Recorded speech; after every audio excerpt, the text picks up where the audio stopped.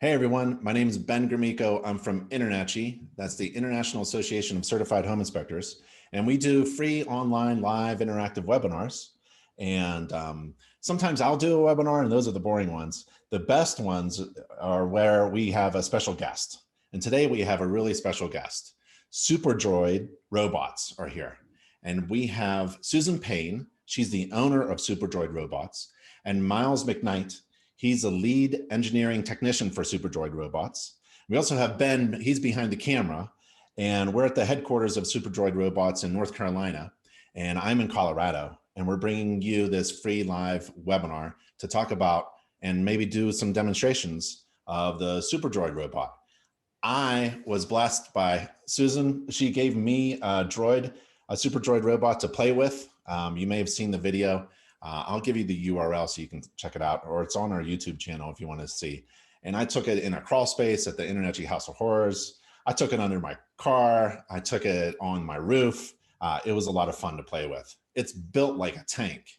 If I was a home inspector and I did a lot of crawl spaces and places where I didn't want to go, I'd certainly consider getting a Superdroid robot. It was a lot of fun and very easy to use. And that thing's built like a tank. So Susan, thank you for doing that. That was a lot of fun when you shipped that to me. That was a lot of fun. And thank you, Miles and Ben, for doing the webinar. And what are we going to do today, Susan? So today, I'm Susan, and this is Miles, and we're going to look at the GPK32. This is the home inspection robot that Ben had a chance to test out for us. We have offered this. It was built exactly like he said, based on one of our tactical robots, the design of the chassis. So it's very robust, can handle a lot of different surfaces and tractions. And Miles is going to look over the whole process of what happens when you get the fully loaded GPK case system, and from opening the box to actually going through a sample inspection of a crawl space. We have a simulated crawl space set up, and to how to pack it back up and get it ready for your next inspection. That's we fantastic. found that just like Ben said, we've had a lot of call for this. People that are home inspectors have saved time and money using something like this to help with their home inspection business. It certainly doesn't replace the home inspector, but it makes your job a lot easier and many times a lot safer, because you're seeing what's in that crawl space before you have to go in, or maybe it saves you the effort of going in altogether. It also saves the images immediately. It's a really high quality, high definition recording. And so you have easy access to sharing that information with the institutions and individuals you have to share it with. And we've had great experience with it.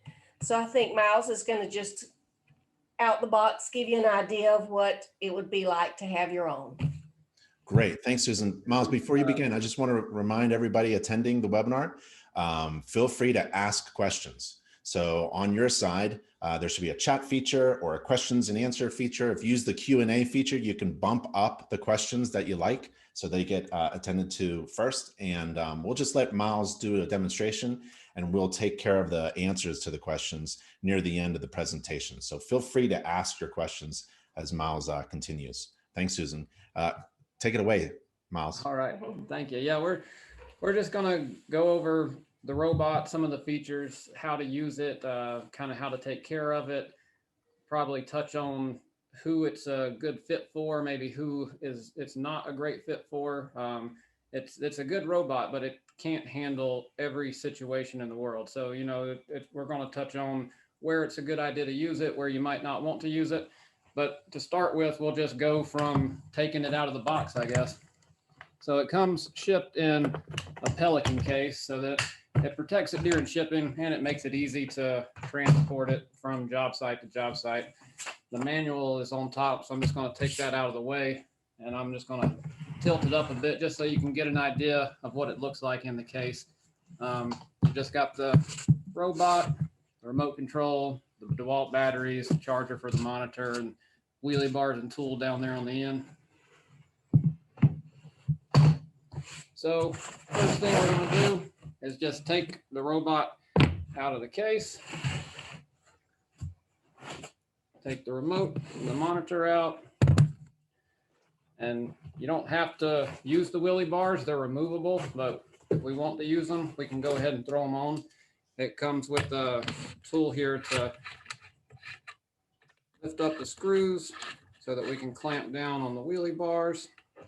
The wheelie bars are made out of UHMW. They're very tough, durable plastic that has some spring to it. So they're really just there to kind of help get over some taller obstacles.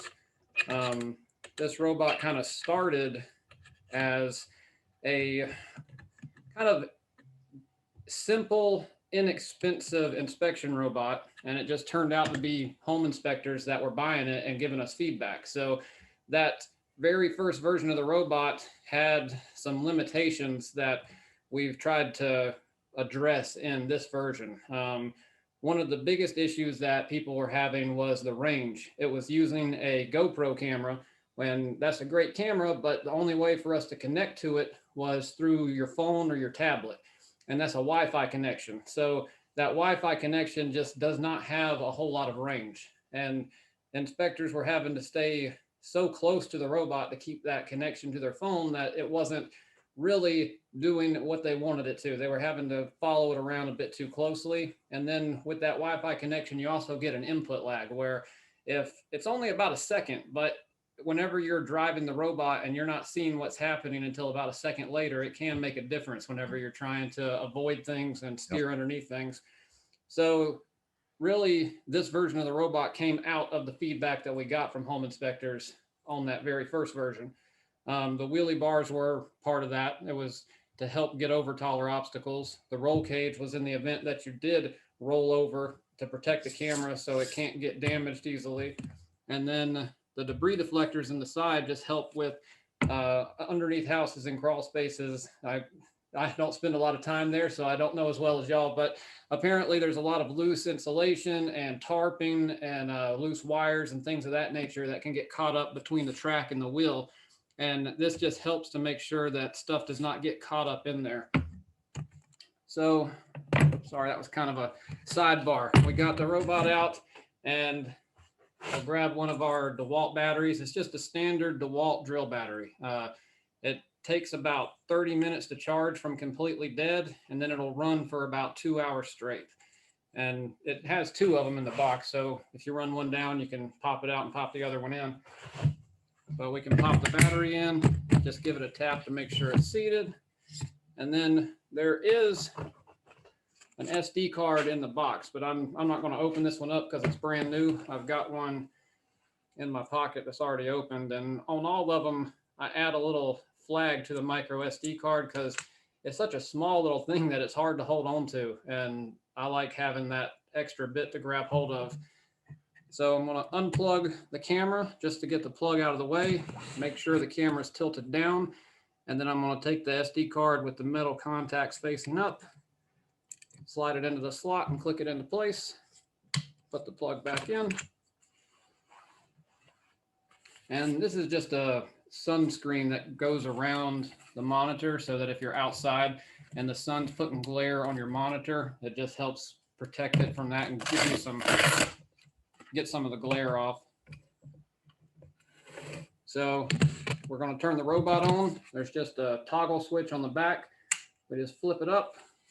The robot turns on, the lights light up so you know it's on. The camera just started recording automatically. And then we can turn on our remote and our monitor. Just flip up the power switch, hold down the power button on the monitor, and you have to hold the monitor power button for around 5 seconds. Then it comes on, and now we're able to see the feed from the robot on our screen. And we have it set up so that what's coming through to my monitor can be shown on y'all's screen. So in just a little bit, we're going to do that so you have an idea of what the image looks like on the monitor. Because like I said, we're using a 5.8 gigahertz analog transmitter to get the video from the robot to the monitor. And we did that with simply to get the longer range out of it. But it is an analog signal, so you will have bits of static here and there or some fuzz now and then. For the most part, it comes through pretty well, but it's not what you would call a high definition image. That's what's being recorded on the SD card we put in the camera. This lets you see what is going on well enough to drive around, avoid obstacles, see areas that you need to look at more closely, to take a picture of, to focus on, but it's not going to be your high resolution image that you're going to want to show to your customer or to use for really zooming in on. And Miles, Yes. when you sent me the robot to play with, I can confirm that it had a really good range. We were in the InterNACHI House of Horrors with the robot, and that was probably like a 40-foot long crawl space. And then I took it on my roof and I went around the corner of my house and controlled the robot without moving. And it was around the corner and I didn't have to get up on the roof. So it had a really good range and amazing. I don't know how it worked. It went around the bend and communicated instantly. What you said, like when I touched the control, it immediately moved. It was really good and fast. Oh, well, that's great to hear. Yeah, that was the problem we had with the Wi-Fi connection we used originally, and this definitely works a lot better for range. If you have it line of sight, you can get out pretty far. You can get out to 400 or 500 feet line of sight. Obviously, as you start introducing obstacles like steel and aluminum and concrete and things that you find in a house, obviously, that is going to bring down that distance significantly, but you're still getting good range where driving from one end of a house to the other shouldn't be much of a concern. In the event that you ever do get out of range of the robot, I can show you what'll happen. It's got fail-safe so that if you're driving along and you lose control or you lose connection, I'm still pushing forward on the stick, but the robot just stops driving, the camera tilts down, and it just freezes there until you get close enough to reconnect to it again. In this case, I can just turn the remote back on and we're connected again, but it'll just wait for you to get back in range of the robot. Talk about a little bit about the interchangeable battery system, because I think that was the battery system was one of the real impacts that we had feedback from inspectors for. They wanted a longer run time. So I'll let you explain how that works. So another thing the original robot used that could sometimes cause a problem was it was using an internal lithium battery. And lithium batteries are great for some things, but one area they're not ideal in is if you forget to turn the robot off and you just left it running when you were done with it, it would drain those lithium batteries down to the point where they lose a cell and they're not recoverable. So at that point, you're basically sending the robot back to the shop for the batteries to be swapped out. And that's obviously a major inconvenience. It's got cost in shipping the robot and time that you're losing not having the robot up and running. So lithium batteries can be used well and taken care of, but there's always the possibility of an accident where it gets drained too low and you can't recover that battery. So with the DeWalt batteries, they're made well, so they kind of protect themselves from being drained to the point where it'll damage the battery. So it'll stop running whenever it's low without actually hurting the battery. And also in the event that you left this at a job site somewhere and we're unable to go back and get it, then you can run down the street to Lowe's and get another DeWalt battery, no problem, and throw it in the robot and you're back up and running. The height and size of it, can you just remind them so they get a visual of that? So from outside of the track to outside of the track is about 10 inches. And then from front to back of the track is about 12 and a half. And then to the top of the roll cage is about 7 1/4. And then with the wheelie bar added on, that adds about another 7 inches of wheelie bar back here, but they are flexible so that if you do hit something with them, it's not going to just be a hard stop. They have flex to them. So that's going to fit in most crawl spaces. Oh, yes. The height it's kind of a balance between accessibility for crawling over things and then under things. We've done a version where it uses a bigger wheel and it can crawl over more obstacles. But as you do that, you have a lower clearance that you can make it under. So you lose the ability to get under something. So this is sort of a happy medium. Yes, this is the balance point that seems to work for the most people in most situations. Like I was saying before, if you get to a crawl space to use your robot and it's flooded, you just can't put the robot in there because, you know, it's electronics and water just don't go together. So there's going to be situations where it's not right for the job. And you have to be aware of that and not risk your equipment. Like any other tool, it has limitations and you have to take care of it and use it well and properly. So there are situations where you're going to want to not use the robot so that you don't damage it. And water is kind of a big one. You don't want to get the robot wet. We do build waterproof inspection robots, but they're kind of more specialized for pipe inspection and they get into a very different price bracket as well. Again, it's a balance point of price and usability for the most people. Are we ready to do a Sure. sample of the inside? We have a setup. We have in our system a simulated crawl space. And so I think what we'll do at this point is put the robot in the crawl space and let everybody sort of see what you'd actually visualize when the inspection's going on. Okay. So we built this table just as kind of a little demonstration type thing. It has inside of it, there's a little ramp and an area that you can climb up on top of, but it's just to show the robot driving around. And we're going to put the video through to you so that the video you're seeing is the same image that is on the monitor in the same quality that is on the monitor. This is not the recorded image from the robot, it's just the transmitted image. So you'll see what quality it comes through to the monitor when you're actually driving the robot. And the lights on this, Miles, do you know what the lumen is on those lights or an estimate of what that is? It's between 350 and 400 lumens. Okay. And what about the quality of video that it's capturing? So it's recording the video in 1080p. And then, like I said, the video on the monitor is analog signal. So this, I think this is just a 2x4 with a small piece of plywood on top of it. And with the wheelie bars on there, you can just kind of hop up and drive right over the top of it without any real concern. I have driven this robot with the wheelie bars on the back over a 2x6, but that's about the limit of what you can get over.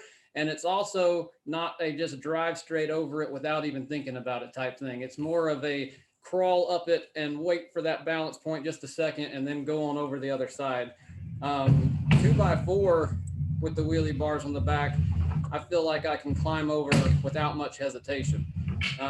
But you have to be, it's kind of something you get used to. You have to be aware of what it will do, and you learn that through using it, kind of. Now, there's no light coming in from outside this box, so everything that you're seeing there is the light produced from the robot. Oh, yes. The box is fully shut on all the sides. We've got the windows closed up here. So right now, the only light inside the box is coming from the light on the robot. And I'm sure these home inspectors are seeing that mold in the corner there. Yeah, we sprayed some simulated mold up here in the corner. So like if we wanted to have a better image of this, so we can see in the upper corner of our monitor that it's recording. It's telling us that we're recording and how long we've been recording.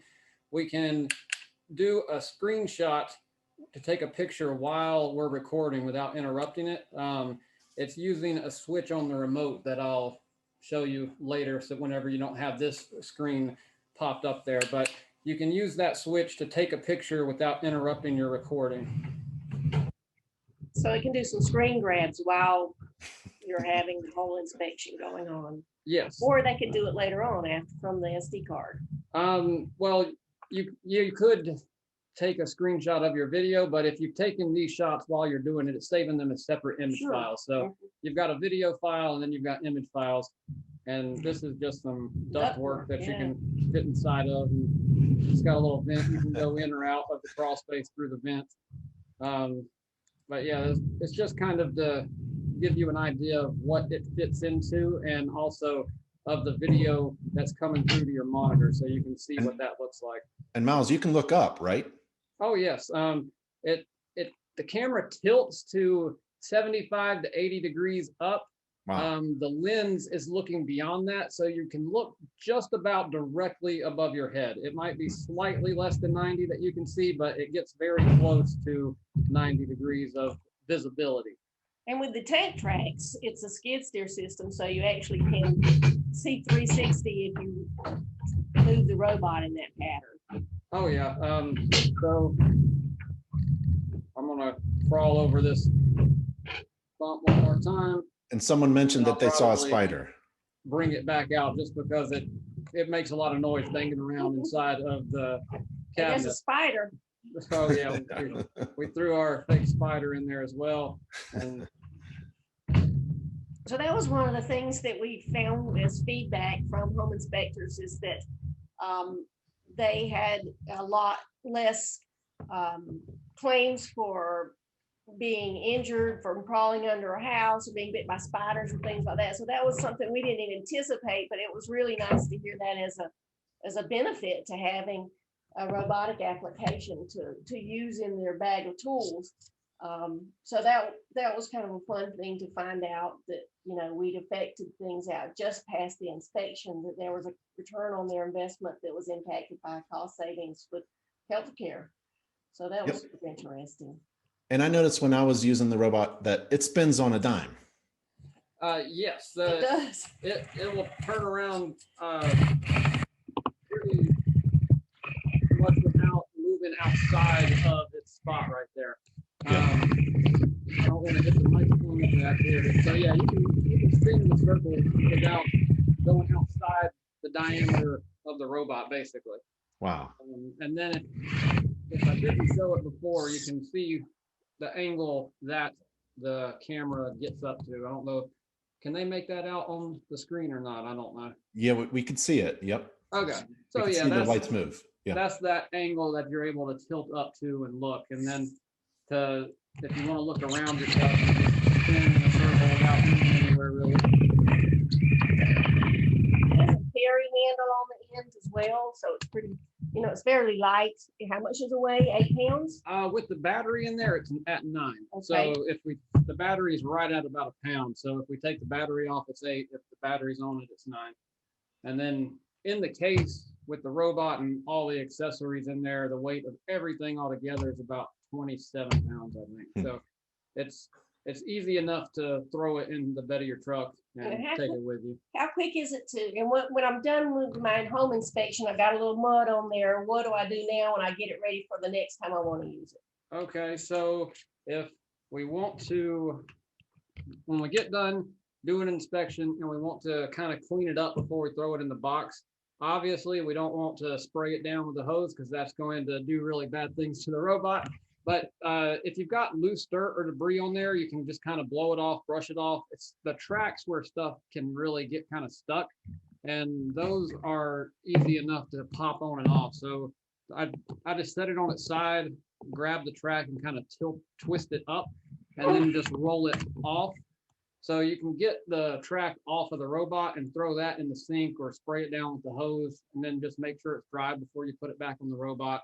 You can kind of get around to the axles there as well that way with the track off. If something kind of spun up in there, you can get to it to get it back out. And then to put it back on, you're just relining the spikes on the wheels up with the holes in the track and then just spinning it back on there. But yeah, that's as far as cleaning it goes. You just kind of, you want to keep it dry, brush it down. You can blow it off a little bit, and then the tracks, you can pop those off and hit them with the hose or the sink, however you want to do it. And that'll just help keep things clean, keep mud from building up in your case, and, you know, keep the robot ready to use over and over again. I found it very easy to transfer the images and the video from the SD card as well. You just pop it right out with the, and stick it right in the computer, and it just dragged and dropped. It was really fast. Yes. So the micro SD card, it comes with a little card adapter. So you just, if your computer doesn't have a micro reader, it uses a standard SD card. You just plug it in, open it up in your Finder. We actually, on the page for the robot, we created a photo and file viewer for a customer one time because they were having trouble. So that exists if you're having trouble finding them. But File Explorer generally works just fine to see it, see your SD card show up, click on it, and then whatever program you use for photos and videos, you can drag and drop, edit, and then remove them from the card so that it's clear for the next time you go out. We have, I think, a little clip of actual video so that you see it from the SD card, and the clarity is much better. So if we can run that sort of in a small screen. Yeah, so you can see the clarity is much better once you've actually taken it off the SD card. This is what your customer is going to see. Yeah, this is the video that you're recording while you're driving around. This is the video that you want to use if you're going to show it to a client, or if you want to really see clear detail of what you were looking at while you're driving around. Or if you need it for a report. Yes, that's the photos work the same way. They're that same clear HD quality, but it's a really high pixelation. So yeah, whenever you're recording, the screenshots that you take are at a slightly lower resolution than if you put the camera into photo mode and just take photos. So if you see something that you know you're going to want to zoom into on your computer, you see something, maybe it looks like it might be termite damage and you're not sure, it's probably a good idea to pause your recording, switch over to photo mode, and take a photo of it, so that when you open it up on your computer, you can zoom into that image, and it's going to stay clear and not pixelated as you zoom in to really get a close look at what you took a picture of. Nice. We have directions also. It comes with a guide on how to do this. And one of the things that we do is offer a 1-year warranty that covers, almost everything, certainly not abuse or anything like that. But we also, because we're local here in North Carolina, and we build it, manufacture it, and repair it if that's needed, is all here locally. So you're talking probably to Miles or me if you call in with a question, and we offer that support, 8 to 5 Monday through Friday at any time. And we can usually handle most situations with a phone call, or give you some direction on how to move forward and get everything working. And so we're always glad to do that as far as part of our customer service package with this. So you mentioned you're in North Carolina, but Jacques from Canada is asking, is this available for Canadian home inspectors? Oh, yes. Yes, we ship worldwide. We've shipped all over to almost every country you can think of. And we certainly send a lot to Canada. We'd love to do that. And that model there is the GPK 32? The GPK 32. Okay. Someone's asking about that as well. So the GPK 32, how do we break it down and get it ready for our next inspection? Well, if we're done with it and we want to throw it back in the case, there's not, it's just the reverse of what we did earlier. Since we had it on and we were recording, we do want to stop our recording before we just turn the robot off. The camera actually will recognize that it's lost power and save that video file, but just to be safe, I always like to stop the recording before I just cut power to everything. So on the remote control, this switch in the upper corner that we were double flipping to take a picture with, we're just going to single flip it to stop the recording. And it'll just beep and it stopped recording. It'll tell us on the monitor how much time is left on our SD card, how many more pictures we can take depending on what mode we're in.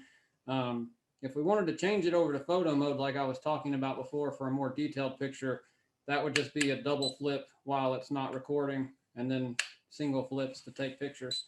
So the use of the switch to control the camera is really the only thing that's slightly tricky until you get used to it. Once you've done it a few times, it kind of comes naturally, but the first time you do it, you have to kind of walk through it and get the hang of it. Right. But we stopped our recording, then we can just turn off power to the robot, turn off power to the remote, and then turn off power to the monitor. We're going to fold our antennas down. I'm going to put my sun visor back in the case. Use my tool to take the wheelie bars off. And the tool will work to take the roll cage off as well. It's usually best to leave it in place just to protect your camera as much as possible. But if you've got a spot where you just can't quite squeeze under it and you need another inch or so, you can take the roll cage off using the same tool that you take the wheelie bars off with. You just have to be more aware that you have done that and be extra careful with your camera, but it is a possibility.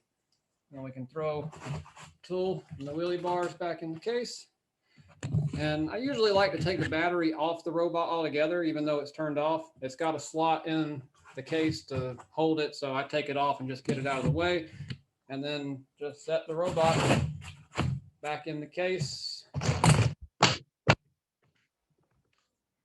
And you can carry it to the truck or the van or car to throw it in and take it on to the next place. That's awesome. Thanks, Miles. So the GPK32 is available, of course, so, as we said, on our website. It's at superdroidrobots.com. At the price point for this, so we have it listed for $2,920. It's on sale right now for $2,750, and we do have a coupon code for InterNACHI members for another $50 off, so $2,700, and that does include your warranty. So we have some ready to go, and if anybody has any questions, I think now would be a good time to open it up for that. Sure. We do have a few questions, and it was about cost, so thanks for mentioning the cost. But Anthony is asking how to keep the costs down. Can you build your own robot to keep the cost down? If you're talking about building one for yourself to use at home, it's theoretical. I mean, obviously people have done that. People have taken other robotic options and thrown a camera on top and then used that to do an inspection with. And if that's something that you're wanting to do, then that's obviously up to you. We can't really advise on it or give directions, but it's something that has been done before and will be done again. So if it's the kind of thing that you're interested in DIYing it, then I'm sure depending on your you can skill certainly set, buy the parts from us, or things like that. They're available. We do sell parts, but yeah, that's not something I can really advise on, but it is possible, of course. Yeah, it's really about if you wanted it, say, without the case or something like that, you can save a little bit of money that way. Yeah. But because we've put it together as this fully loaded system, and have the discounts on it, we kind of think that's a fair price point to. I think the price is just right, because it's like asking whether you should build your own radon monitor. You should probably just leave it all up to the experts, and spend time doing what you're really good at, running a business. Sure. There's a question Ricky asked about the signal. Is it similar to the DJI drones? Like the signal between what you were talking about? It worked really well for me, but you're saying the Bluetooth. The signal between the monitor and the robot, I'm guessing. Yeah. It's not going to be exactly the same as a drone, because a drone is generally working with ground to air. So you rarely have obstructions between you and the drone, I guess. I don't do a lot with drones, so I don't want to tell you exactly, because I'm not 100% sure. But like I said, with line of sight, you can get about 500 feet. And then as you get obstructions in between you and the robot, then your 500 feet starts dropping down, depending on what is in between you.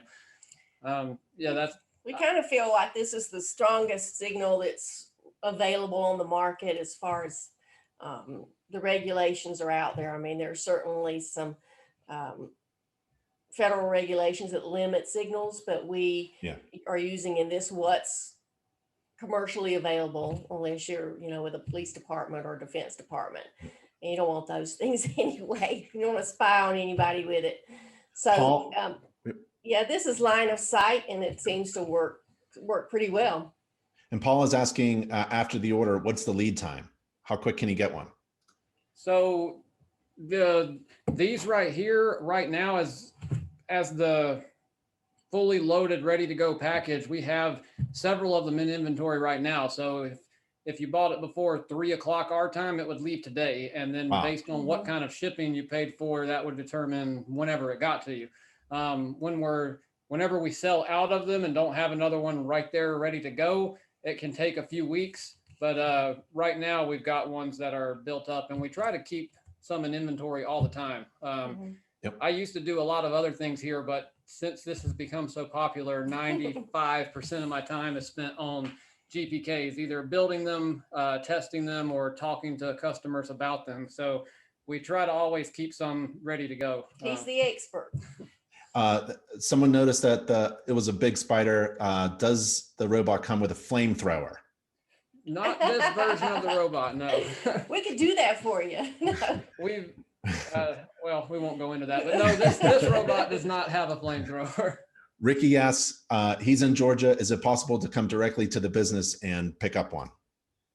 Yes, if you can, when you check out and make your purchase online, you can select local pickup, and we'll have it ready for you right at the front desk. We're not open to the public in general, but we'll set it up so that you can come in. We'll actually teach you how to use it for a few minutes, and go through the setup for you.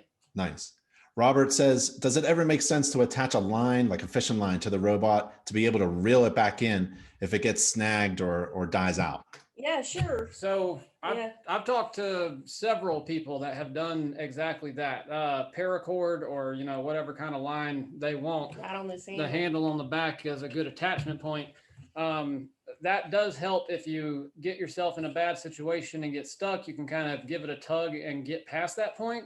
But you also have to be aware that you're taking a tether with you. And if you drive around the pipe a few times, then you're now tied to that pipe. Or if you do a pivot turn on top of loose line that you've brought with you, it could tangle up. So you kind of got a trade-off there. It does give you the ability to get out of some situations, but you have to be aware not to put yourself into other situations with the line.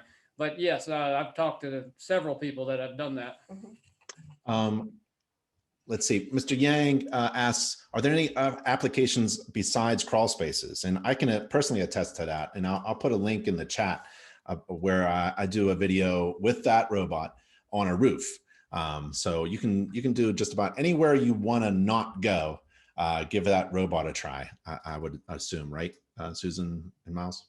Yeah, I mean, if it will fit into the space and the space is physically sound enough for a robot to be in, assuming that there's not standing water, like a drop ceiling, we have put it into a drop ceiling before just to test it and see how it works. But if you had a tile that was water damaged or not seated properly, and you went through that tile and dropped 10 feet on the concrete, it certainly wouldn't destroy the robot, but it would probably break something and it would need repairing. So that's kind of, you have to be crawl spaces, attics, rooftops, under cars, warehouses, those sorts of things that works excellent in there. And somebody asked about, sorry, go ahead. Go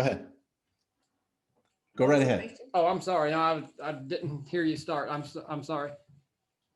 Somebody asked about the types of roof structures, and I did a valley, a ridge, and a hip. I went around a hip. Mark asks, no water, don't put it in water, but what about damp locations? I think that's fine. If it's damp, it's not really too big a deal. It's mostly about standing water or running water. You wouldn't want water coming down on top of the robot. You wouldn't want to go through standing water. But a damp environment is, you're kind of dealing with mud there, and you'll have to clean the robot up when you're done with it, most likely, because it'll be muddy. But yeah, as long as you don't have the track system's going to be okay, handle that just fine. Yeah. I think. Yeah. Oh yeah. I mean, yeah, it can go through mud. But you'll want to pull the tracks off afterwards and spray those off because they'll be caked. Yep. And August asks, what's the runtime again? The battery life. So if the DeWalt battery is fully charged, it'll go for 2 hours nonstop, like without ever taking your thumb off the stick, driving constantly, about 2 hours. That's with the camera recording and the lights running and everything. And we include 2 batteries and a charger with this fully loaded system, so that you just snap it out and you got 2 more hours runtime immediately following it. And that's one of the advantages of having this, is this continued runtime with these snap in and snap out batteries. Yep. David asked, does the camera zoom? Now, this camera does not zoom. We build a version of the robot that uses a zoom camera. It's a very similar robot. It uses the same chassis, same roll cage, same batteries. It's really mostly a different camera and a different remote. It's wired a little bit differently, and it uses a different remote to handle the extra features of zoom and focus, and because it's using more channels, so you have to use a different transmitter and receiver. So yeah, one of the things that the reason why we put this camera on here, and we just didn't, is a cost savings. The zoom camera is more expensive, and it seemed a little bit of overkill when this thing is so robust that it can physically zoom in and out. And a lot of people have just dealt with it from that zoom aspect of it through the function of the robot.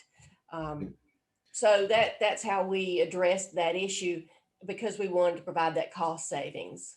Yep. Mark asks about renting or leasing options. Right now, we don't have a rent or lease option. That's not something that we have done at this price point. So we don't do that at this point. And let's see, John asks, will you have an infrared thermal imaging feature in the future? We've done robots with that capability, but they were generally larger robots. Some of the tactical ones that we build.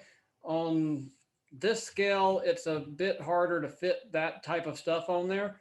I don't want to go into what other people have done once we've sold it to them, but we don't offer it as an option right now. And if it becomes feasible in the future, then we're always looking for ways to make things slightly better. If we can kind of keep it at the same price point and slightly improve things, then we generally do.